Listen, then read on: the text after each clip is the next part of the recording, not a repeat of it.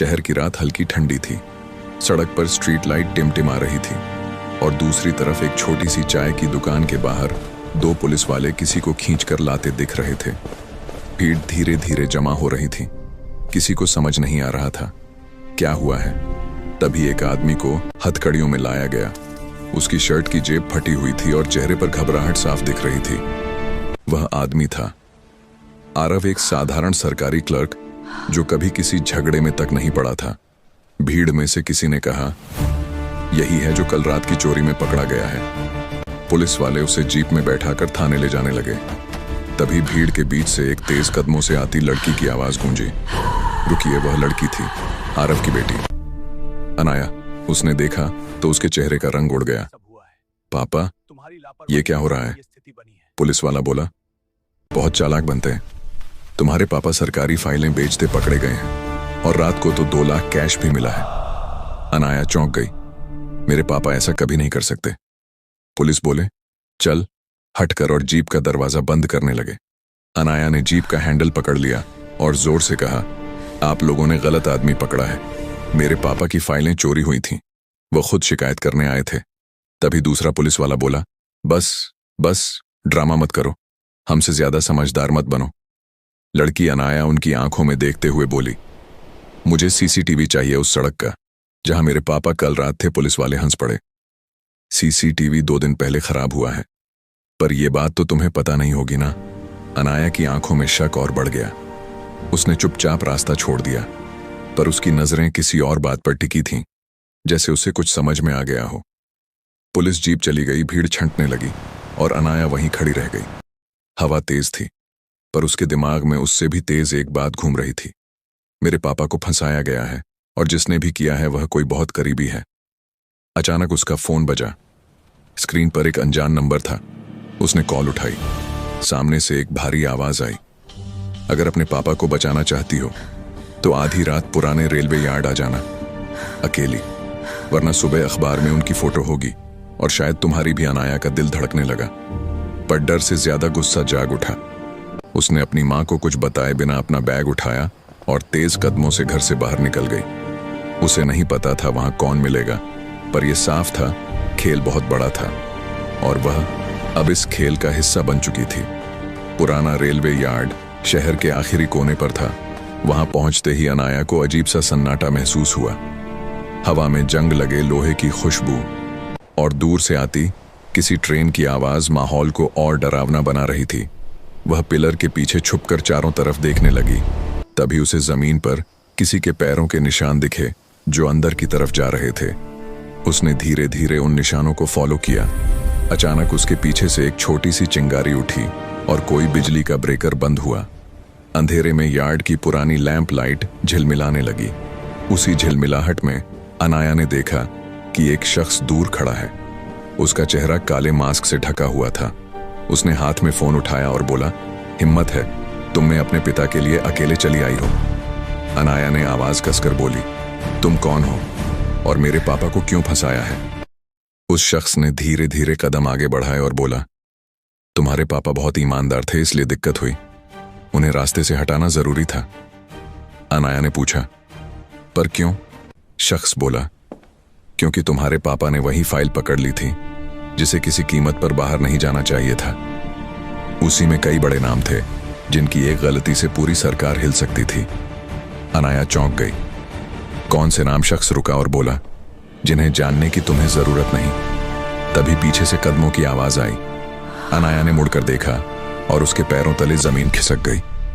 वहां police inspector Ranveer था, वहीं जिसने उसके पिता को पकड़ा था। वह धीमे से बोला, क्या लगा था यह मामला छोटा है?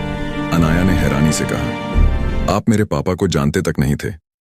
रणवीर हंसकर बोला, गलत, हम उन्हें बहुत अच्छी तरह जानते हैं और तुम भी जानती हो कौन फाइल चुराना चाहता है और किसे बचाना चाहता है। लेकिन खबरदार, अगर तुमने एक कदम भी आगे सोचा तो तुम्हारे पापा नहीं बचेंगे। अनाया की आंखों में आंसू भर आए, लेकिन उसने खुद को मजबूत किया। उसने रणवीर की आंखों में देखकर कहा, मैं तुम्हें सबूतों सहित बेनकाब करूंगी। रणवीर मुस्कुराकर बोला, कोशिश कर लेना, पर सुबह से पहले पहले तुम्हारे पास समय नहीं है। रणवीर और मास्क वाला दोनों पीछे मुड़कर जाने लगे। तभी अनाया ने चुपचाप रिकॉर्डिंग चालू कर दी।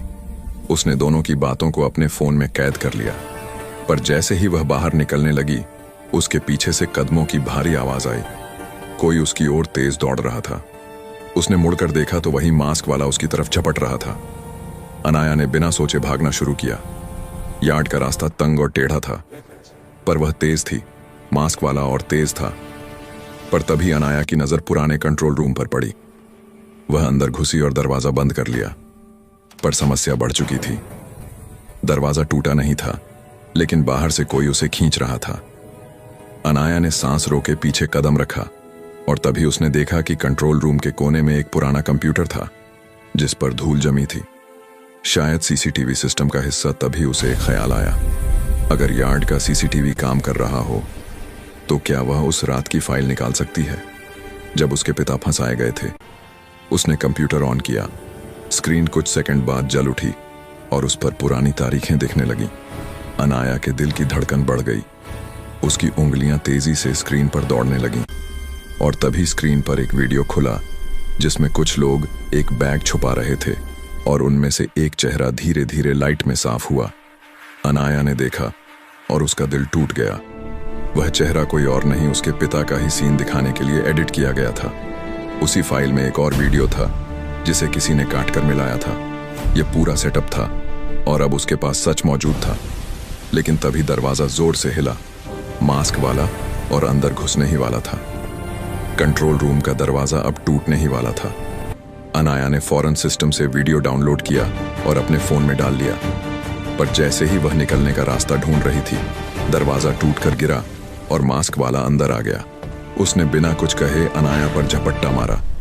अनाया पीछे हटते हुए जमीन पर गिर गई, लेकिन उसका फोन हाथ में था। मास्क वाले ने फोन छीनने की कोशिश की, पर अनाया ने उसे धक्का मारा और भागकर बाहर निकल गई। बाहर अंधेरा था, लाइटें बार बार बंद हो रही थीं। वह तेज दौड़ रही थी और पीछे से मास्क वाला लगातार उसका पीछा कर रहा था। आखिर वह दौड़ते दौड़ते एक बड़े लोहे के पुल जैसी संरचना के नीचे पहुंच गई। वहां से नीचे गिरना खतरनाक था, पर वही एक रास्ता था। अनाया ने नीचे देखा। दूरी ज्यादा थी, पर छलांग मारने से जान जा सकती थी। मास्क वाला अब बिल्कुल करीब था। उसने अनाया का हाथ पकड़ लिया। अनाया ने जोर लगाकर खुद को छुड़ाया और पुल के साइड से रस्सी नुमा केबल पकड़कर नीचे की तरफ झूल गई। उसका शरीर पूरी तरह कांप रहा था, पर वह गिरने से बच गई। मास्क वाला ऊपर खड़ा चीख रहा था, पर वह नीचे नहीं आ सकता था। अनाया भागते हुए यार्ड से बाहर निकल गई और सीधा थाने की तरफ भागी। वहां इंस्पेक्टर रणवीर पहले से मौजूद था, जैसे उसे पता था कि अनाया आएगी। रणवीर ने मुस्कुराकर कहा, आ गई वीडियो लेकर। अनाया बिना कुछ बोले आगे बढ़ी और बोली, ये रहा असली सबूत। इस वीडियो में आप और आपकी टीम दिख रहे हो, जो मेरे पापा की फाइल में एडिटेड वीडियो डाल रहे हो। रणवीर का चेहरा उतर गया। उसने गुस्से से कहा, किसी को लगेगा कि यह वीडियो असली है। अनाया शांत रही और बोली, हां लगेगा, क्योंकि यह रेलवे यार्ड की सरकारी कंप्यूटर फीड से लिया है, जिसके सर्वर पर टाइम स्टैंप बदलना असंभव है। वहां बाकी सभी रिकॉर्डिंग भी हैं। तुम्हारी आवाज भी है, तुम्हारे साथी की भी, जिसे मैंने रिकॉर्ड किया है। रणवीर हिल गया। उसकी आंखों में पहली बार डर दिखा। तभी बाहर से सायरन की आवाज आई और शहर की एंटी करप्शन यूनिट वहां पहुंच गई। उन्हें पूरे सबूत भेज दिए थे, जो अनाया ने रास्ते में ही ट्रांसफर कर दिए थे। कुछ ही मिनट में रणवीर और उसकी टीम गिरफ्तार हो गए। अनाया के पिता को थाने से बाहर लाया गया। उनकी आंखें नम थीं। उन्होंने बेटी को गले लगाया और कहा, तुमने मुझे बचा लिया। अनाया मुस्कुराई और बोली, पापा, आपने हमेशा कहा था, सच कभी हारता नहीं। बस आज मैंने आपके शब्दों को सच कर दिखाया। पिता और बेटी एक दूसरे को देखते रहे। पीछे सूरज उग रहा था और उस रोशनी में पहली बार ऐसा महसूस हो रहा था कि अब कोई डर